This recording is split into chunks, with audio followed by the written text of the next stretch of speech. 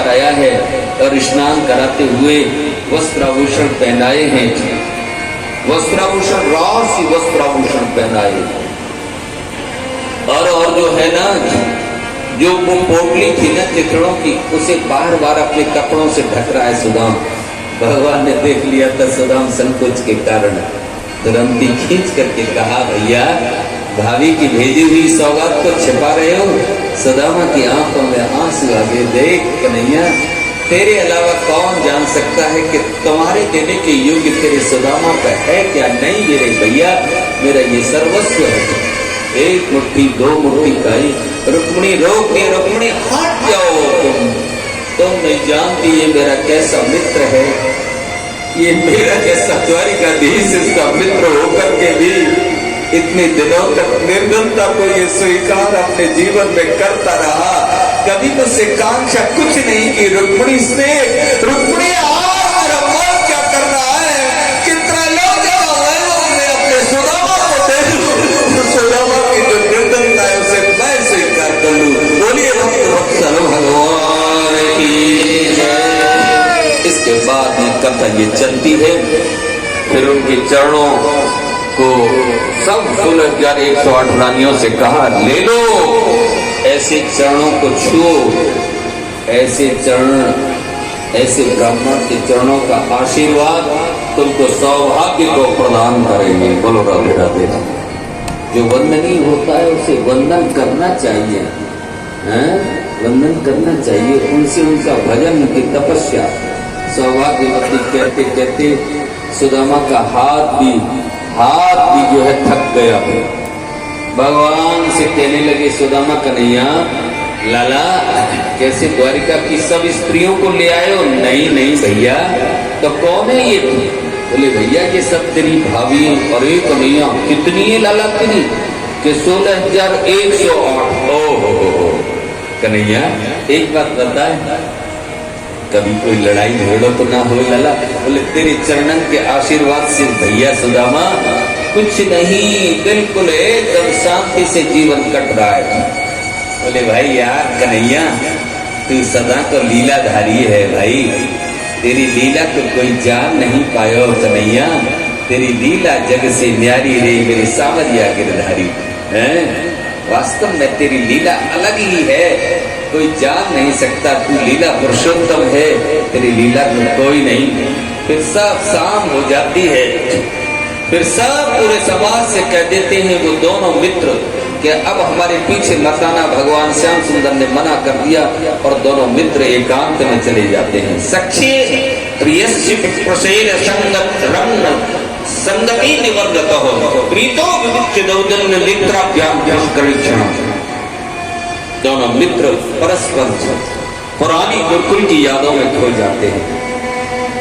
भगवान श्याम सुंदर कहते हैं, सुदामा गुरुकुल की जो याद आती है तुझे, जब हम गेंद का खेल खेलते थे? हाँ कन्हैया बहुत याद आती है। सुदामा मन तो बहुत करता है जैसे किशोर हम पहले थे, किशोर अवस्था को अब भी हम किशोर अवस्था को प्राप्त कर लें और जो गेंद का खेल हम खेला करते थे वो गेंद का खेल फिर से खेलें।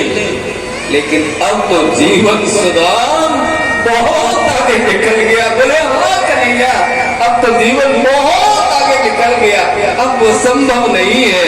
और पुरानी यादों में कथियान चित्रगारता पूर्वा गुरुकुले सतौ आत्मनो ललिता राजन करो ग्रह। कथियान चित्रगारता पूर्वा गुरुकुले सतौ आत्मनो ललिता राजन करो ग्रह परस्पर। बस वहां पर जरूरी है। मैं आपसे इतना कहता हूँ, शाम रात्रि हो जाती है, फिर दोनों मित्रों ने बैठ करके साथ ही भोजन किया। एक दिन रहे, 2 दिन रहे सुदामा, तीसरे दिन चलने की तैयारी करते हैं। भगवान कहते हैं इसने मांगा तो कुछ है नहीं, फिर उस दिन और रोक लेते हैं, फिर चौथे दिन भी रोक लेते हैं। आप तो चौथा दिन में मत जाओ भैया। फिर 5वें दिन कहने लगे, सुदाम देख कन्हैया, तुझे छोड़ने को मन तो नहीं करता है मेरे भैया, लेकिन घर से निकले हुए मुझे कई दिन हो गए हैं, तुम्हारी भाभी वहां इंतजार कर रही होगी, आज तो मुझे अनुमति दे देना। भगवान अनुमति दे देते हैं। बोले हाँ भैया सुदाम चले जाओ, भाभी वहां प्रतीक्षा में होगी। भगवान ने देने के लिए सुदाम को सब कुछ दे दिया था, लेकिन भगवान सोचते हैं सुदामा को तो पता नहीं है कि मैंने क्या दे दिया है तुझे।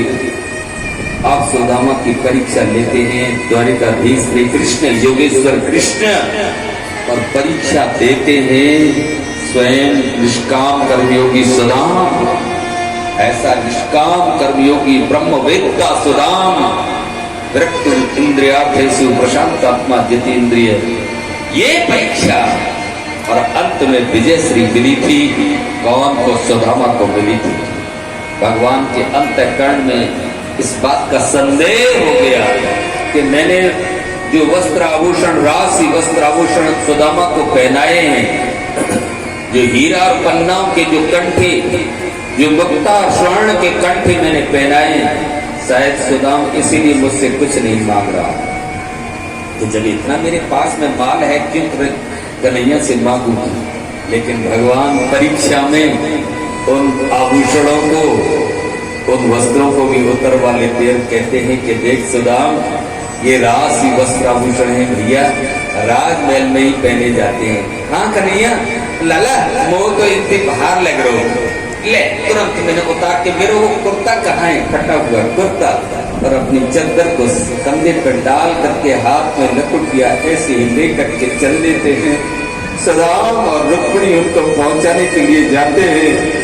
द्वार तक, महल के द्वार तक तो रुक्मिणी जाती है, रुक्मिणी वहां से वापस चली आती है। भगवान नगर से बाहर तक अपने सुदामा को वापस विदा करने के लिए जाते हैं। नगर से काफी दूर में जब जलाशय, जब तालाब को देखा है, सुदामा ने दोनों हाथों को भगवान श्याम सुंदर के दोनों हाथों को पकड़ लिया, कहा कन्हैया जलाशय आ गया है लाला। हम लोगों की ये संस्कृति है, परंपरा है कि पहुंचाने वाले को कभी भी जलाशय पार नहीं करना चाहिए। अब तुम यहाँ से वापस चले जाओ। हाँ सुदाम, चला जाता हूँ। आओ ना दोनों भैया एक बार मिल लेते हैं। भगवान श्याम सुंदर कहने लगे, आना सुदाम, एक बार दोनों मित्र, दोनों भाई मिल लेते हैं। अंक में भर करके इतना जोर से बोले सुदाम को। फिर सुदाम भी चलते समय दो बात कह करके भगवान श्याम सुंदर को गए, कन्हैया देख, तूने बहुत विवाह किए हैं भैया, अपने स्वास्थ्य का ध्यान रखना। और अंतिम बात क्या कही, देख कन्हैया, जब तक मैं होश में हूं, जब तक मैं होश में हूं कन्हैया, तब तक तो तेरी याद में भुलाऊंगा नहीं। कन्हैया तू अपनी याद दिलाने की, तू मेरे नेत्रों के सामने आ जाना। ज्ञानेश्वरी में भगवान श्री कृष्ण ने ये अर्जुन से कहा है, अर्जुन जब तक ये जीव होश में है, तब तक उसका दायित्व बनता है, कर्तव्य बनता है कि मेरी याद करे। और अंत के समय पर जब होश भूल जाता है, तो उसे याद दिलाने के लिए स्वयं मैं आ जाता हूँ। इतना कहकर के सुदामा वहां से भगवान श्याम सुंदर से विदा होकर के चल दिए थे। भगवान श्री कृष्ण असुरपूरित विदाई अपने सुदामा को देते रहे, जब तक आंखों से ओझल सुदामा नहीं हो गए थे। श्री कृष्ण वहीं पर खड़े खड़े रोते रोते विदा देते रहे। जब आंखों से ओझल हो गए तो श्याम सुंदर रोते रोते ही महलों में वापस आए थे। रोते रोते उनके आंसू, नेत्रों के आंसू रुक नहीं रहे थे।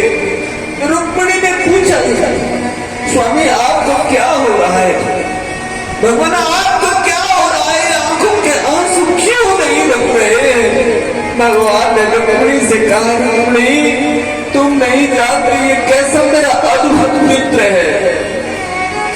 इसकी पत्नी ने मेरे पास में धन की कांक्षा से मेरे पास में भेजा, लेकिन ये धन का कांक्षी नहीं है रुक्मिणी, ये तो मुझसे प्यार करता है, मुझसे चलते समय प्यार कह करके गया। कन्हैया कन्हैया तुमने बहुत विवाह की है, लला अपने स्वास्थ्य का रखना, स्वास्थ्य का ध्यान रखना। जिसका स्वयं का शरीर कितना कृष्णगार था, वो आज भी अपनी स्वयं की चिंता नहीं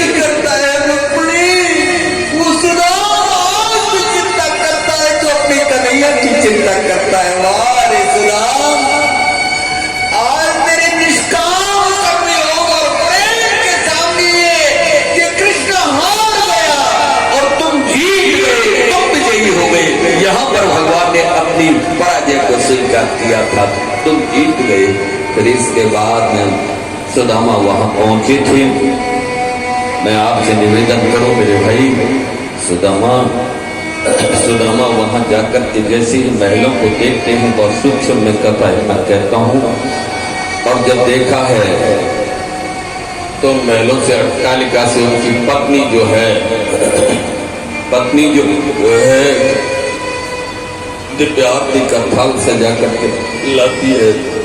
अपनी पत्नी को जेवर से गहनों से लदे हुए देख करके और महलों को देख करके कहा कि ये सब क्या है, ये सब क्या है। उनकी धर्म पत्नी भी अपने स्वामी सुदामा के चरणों में गिर करके फूट फूट करके रोने लगी। श्याम बोले भगवान मुझे भी नहीं पता स्वामी ये सब क्या है। स्वयं द्वारिकाधीश आए थे यहाँ और द्वारिकाधीश ने आकर के कहा था भाभी भाभी ये आंखें बंद कर लो। प्राणनाथ मैंने आंखें बंद कर ली थी और जब मैंने आंखें खोली थी तो क्या है कि द्वारिकाधीश तो यहाँ से अदृश्य हो गए थे और ये सब महल और ये सब वैभव मेरे नेत्रों के सामने बोले के बाद कन्हैया मैंने तो तुझसे नहीं मांगा था पर तूने अपना काम कर दिया। भाव गलो जाते सुदाम कहते रे कन्हैया तू सदा का छलिया रहा है, तेरा एक नाम छलिया भी है ना। आज तू मेरे साथ में भी छल कर गया।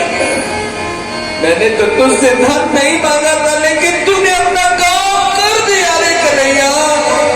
अपनी पत्नी से कहते कि तू ही तो हादन हादन पुकारा करती थी, अब इस धन से तू तृप्त हो ले। ये धन ये वैभव ये संपदा मेरे कृष्ण प्रेम में मेरे कृष्णानुराग में बाधा उत्पन्न करती है। मुझे तो कान्हा के जन्म जन्म उनके चरणों का अनुराग, उनकी सुहृदता, उनकी मैत्री, इसके अलावा मुझे कुछ भी नहीं चाहिए। तस्सेव सौहृद सख्य मैत्री दास्यम पुनर्जनीमि साथ महान भावेन गुणालयन विसर्जित तत् पुरुष रंग। और वो निष्काम कर्मयोगी सुदाम, मैं आपसे इतना कहता हूँ मेरे भाई, पर्णकुटी बना करके महलों के सामने पर्णकुटी बना करके कृष्ण चरणारविंद से प्रीति की थी। ऐसे ये भक्त सुदामा का चरित्र, इसे कितनी ही बार सुनो। एक बात मैं कहता हूँ, भक्तों के और भगवान के चरित्रों को आपने हजारों बार सुना होगा। वही भागवत की कथाएं हैं, कोई अलग से नहीं, लेकिन इनको बार बार सुनने से मेरे भाई